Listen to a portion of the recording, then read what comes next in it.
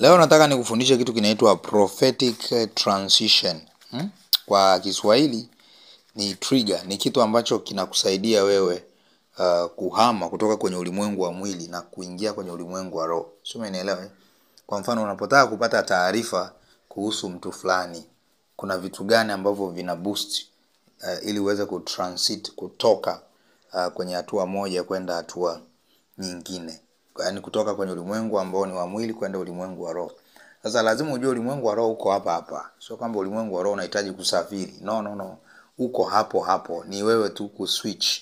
Na hivi ni vitu ambavyo vinaweza vikakusaidia wewe kuswitch kutoka kwenye ulimwengu wa mwili kwenda ulimwengu wa roho. Okay? Amen, mtoto wa Mungu. Sasa naomba kwanza, cha kwanza kabisa kinaitwa meditation. Okay? Meditation ni tafakari. Na hii meditation hatuongelea hizo meditation za yoga. Okay, tunaongelea meditation ya Kikristo. Christian meditation, ambayo unakaa kwenye ukimya, then unaanza kuwaza kuhusu mstari, unaufikiria, you ponder it, unairudia, unawaza, baadaye unaanza kupata mafunuo. Sometimes utaona maono, sometimes utasikia sauti. Okay? So hii ni mara nyingi meditation sawa na neno la Mungu. So lazima uwe mstari wa Biblia, lakini sawa na nini? Neno la Mungu. Kwa mfano, unaweza ukatafakari hata upendo wa Mungu, by the way. Maana yake wakati unatafakari unaweza ndo kupata neema ya kupewa mistari ya Biblia, kufanya nini, au kama unatafakari rehema za Mungu. Sema amina. So njia ya kwanza ya kuingia kwenye ulimwengu wa roho ni kwa sababu wakati umekaa kwenye ukimya, umefumba macho yako, unatafakari kile kitu, unaweza ukashangaa mara ghafla ukasikia sauti kwenye ukimya. Ndio maana usije kumsikia Mungu ni kuhama kutoka kwenye ulimwengu wa roho, ulimwengu wa mwili kwenda ulimwengu wa roho. Huwezi kumsikia Mungu kama bado upo ulimwengu wa mwili. Ukishaona umesikia sauti ya Mungu, maana yake at that time uko rohoni. Umenielewa? Sasa kwa kujua hilo lazima ujue unawezaje kumsikia Mungu. Sometimes ni kupitia meditation. Umemaliza kuomba, meditate. Lakini hii meditation sometimes ni kukaa tu kwenye ukimya. Okay? Na hii mara nyingi tunaitumia baada ya kuomba. Unataka kusikia Mungu anasema nini. Mungu usikia amesema au maono au chochote, maana yake muda huo umefaulu sasa kuhama kutoka mwilini kwenda rohoni. Namba 1. Namba 2, kuna kitu kinaitwa music. Muziki mara nyingi ni wa ibada. Sasa muziki hapa sio lazima uwe ni muziki kabisa, muziki kwamba unasikia unataja maneno. Sometimes ni instrumental. Ukienda YouTube unaenda katafute, kuna nyimbo instrumentals zinaitwa prophetic worship songs. Unakuta tu, au prophetic worship instrumental, unakuta inalia tu. Umenielewa? Ukikaa ukasikiliza ile kama trigger yako. Remember, kwa hizo zote ninazozitaja, kila mtu ana ya kwake moja ambayo inafanya kazi kuliko zingine, na upaswa kuiga mtu. Hizi pia kwa namna nyingine zinaitwa trigger za kuingia kwenye ulimwengu wa roho. Vichocheo vya kuingia kwenye ulimwengu wa roho, kumsikia Mungu anasema nini. Zaburi 22:3, na wewe umtakatifu ketie juu ya sifa za Israeli. Okay, sasa kama Mungu anaketi katikati ya sifa, maana yake katika kuabudu, katika kusifu, ni wakati ambao unaweza kuingia katikati ya uwepo wa Mungu. Haleluya. Lakini ukisoma Biblia yako vizuri, utakutana na mtu anaitwa Elisha. Elisha alipokuwa anataka kusikia Mungu anasema nini, alikapata uzito, akamuita mtu ambaye ni mpiga harp, sijui ndio kifaa gani hicho kwa Kiingereza nakumbuka. Okay? Nadhani inaweza ikawa kinanda pia. I'm not so sure. Okay? Lakini ni cha zamani sana. So akamuita, wakati anapiga pale, maandiko yanasema roho Mungu akaja juu ya Elisha. Yes, naongelea nabii Elisha. Then Elisha akasikia Mungu anasema nini. So Elisha aliweza kutoka kwenye ulimwengu wa mwili kwenda ulimwengu wa roho kwa muziki. I'm telling you, unaweza wewe ukawa unashangaa, ndo unatakiwa kujua kwamba kumbe wewe Mungu alivyokuumba unatakiwa kutumia muziki. Ndio maana kuna wahubiri, watumishi wa Mungu, my friend, wakati anahudumu lazima nyuma kuwe na hiyo prophetic worship instrumental. Bila hivyo inakuwa na ugumu yeye kutransit kusikia Mungu anasema nini. Sio, unanielewa? Namba 2, Na hii mimi pia huwa naitumia sana, speaking in tongue, kunena kwa lugha. Yes.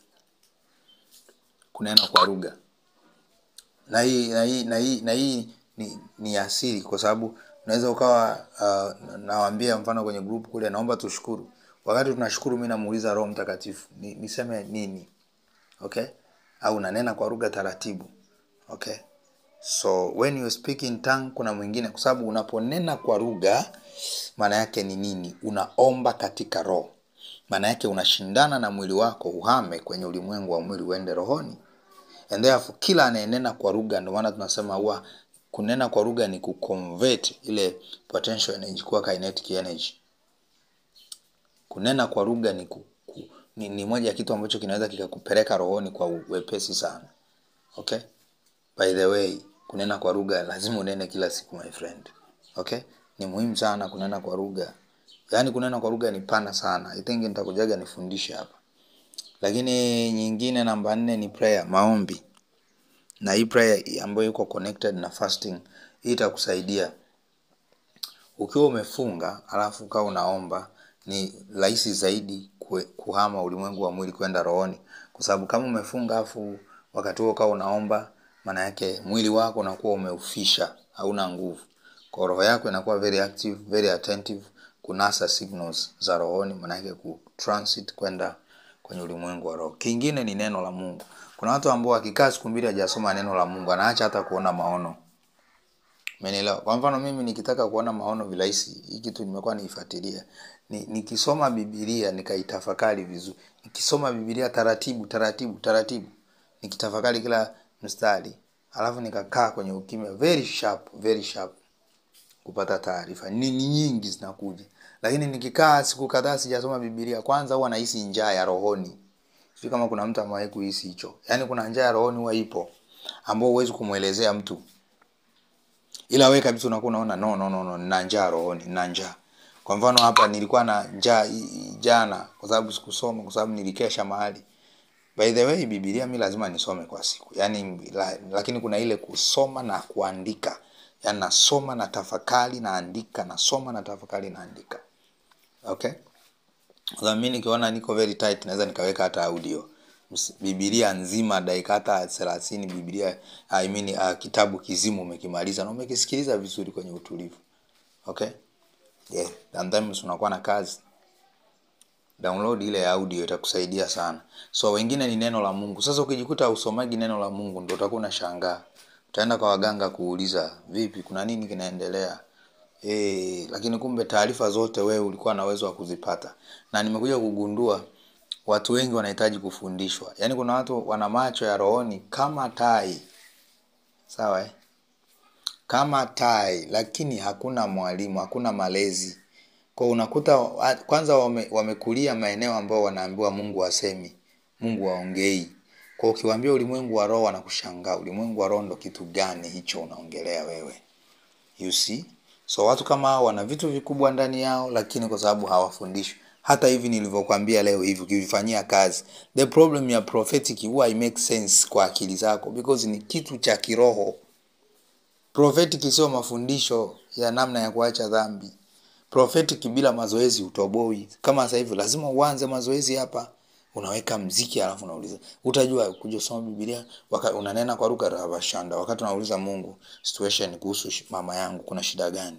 Rabashanda la bakole masoko berede shetelebere. Unauliza.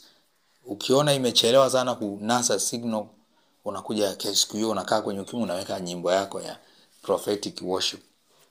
Unakaa unasikiliza. Ukiona hiyo namna gani, unajaribu tena njia nyingine kusoma neno kwanza kwa wingi, afu ndo kae.